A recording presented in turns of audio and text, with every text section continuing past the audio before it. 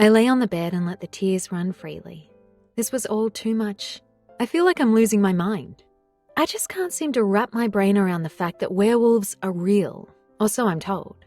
I cried until I had no more tears to cry than the guilt of how I'd been acting toward Dane set in.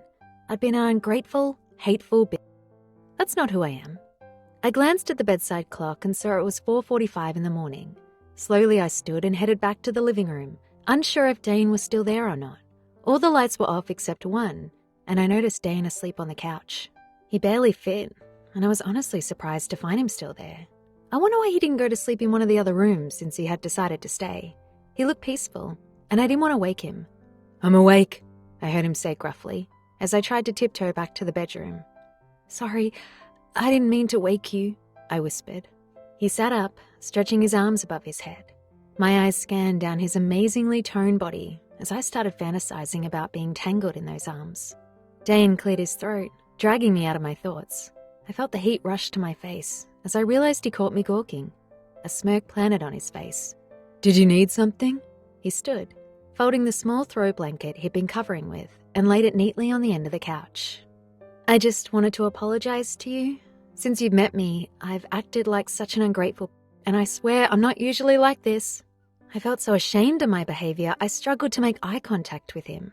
He walked around the couch and pulled me into a hug, and cue the tingles spreading over my body. I wrapped my arms around his waist, returning the embrace, and letting his scent wrap around me like a blanket. I let out a deep breath as my mind and body started to relax. "You don't need to apologize, but thank you for doing it anyway." He leaned down and kissed the top of my head. "I have some things I need to do before breakfast. Will you be okay until then?" I nodded, missing the warmth of his embrace as soon as he pulled away. He didn't bother grabbing his shirt before he walked out the door, locking it behind him.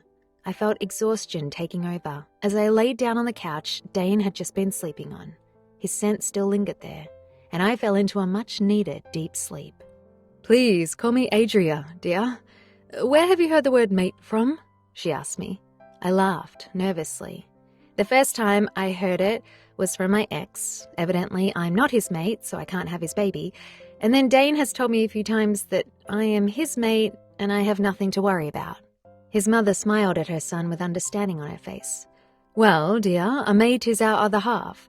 It is someone who the moon goddess has made just for us. It's kind of like humans say they found their soulmate, except a mate truly is. Mates will make each other feel whole, and they will make them stronger. A werewolf knows a person is their mate instantly. Humans who have mated with werewolves will have signs, but they won't know right away. And that's understandable. They usually have never heard of mates before." She explained it to me.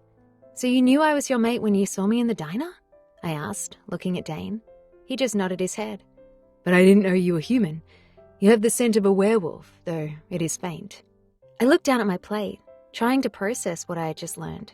I have so many questions right now. "So, what are some of the signs humans have?" I asked curiously.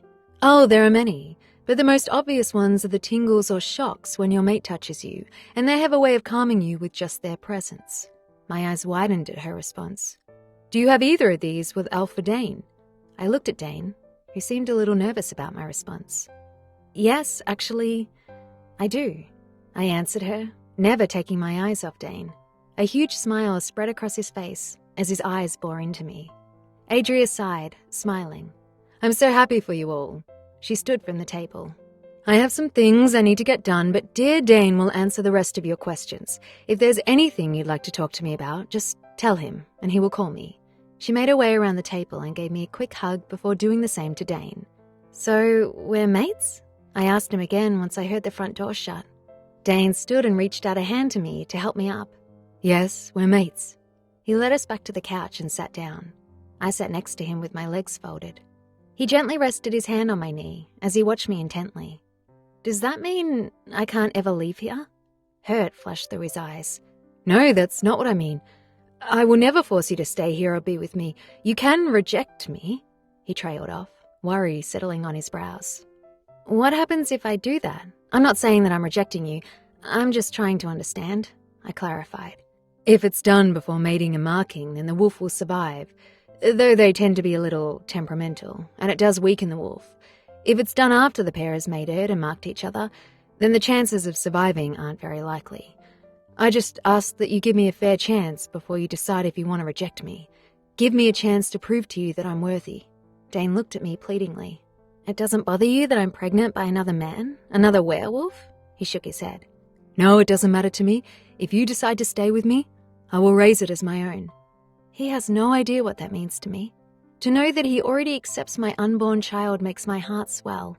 "Dane, I know I already said this, but I'm sorry for how I treated you." He reached over and pulled me to him.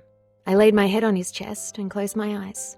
I don't know if I can ever get over how safe I feel when he's around me. I wasn't sure how long we sat in silence, with Dane holding me tight against him.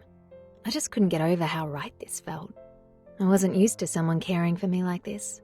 Someone taking care of me and expecting nothing in return.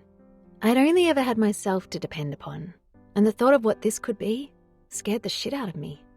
"I would like to give us a chance." I stayed cuddled up against him, not ready to lose the warmth and safety he provided me. His hand gently rubbed my arm. "You have no idea how happy I am to hear that." I started to doze off in his arms before the loud ringing of my phone interrupted our quiet time. I groaned as I stood and retrieved it from the bedroom.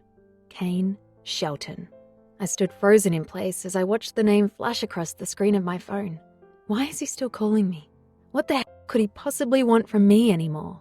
My phone lit up, notifying me I had a new voicemail. I hadn't even realized Dane had walked up behind me until I felt his arms wrapping around me, startling me out of my thoughts. "Who was it?" he asked deeply. "Kane." The name slipped out before I could stop it. I could feel him tense around me and waited for his reaction. What did he want?